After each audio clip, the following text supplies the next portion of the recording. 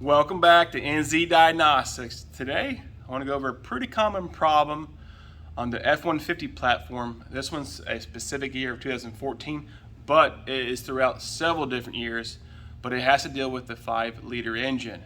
So what's going on is you'll have a crank no start condition where it cranks and it kind of sputters like it wants to start, and sometimes it starts, sometimes it doesn't.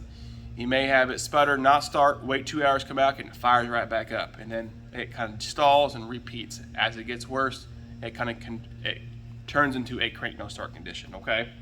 So most likely, the problem's gonna deal with the fuel pump. And I'm gonna show you what to look at if you're having these types of conditions, and you can confirm it, okay?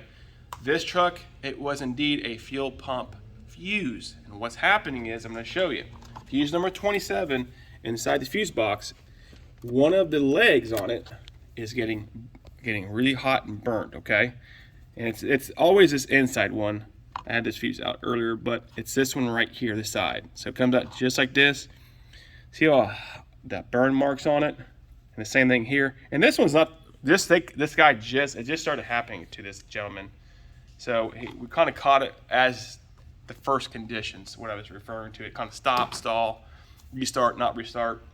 So if you're having these type of concerns, and you have a Ford product and it has a 5-liter in there, check that fuse. If it's got some burn on it, this is your problem most likely. Ford came out with a relocation fuse kit. I'm going to show you the part number. Okay, they gave you step-by-step instructions how to do it. They gave you a larger diameter wire because that was too small, the gauge of it. It's a lot thicker gauge wire. And they gave you another fuse.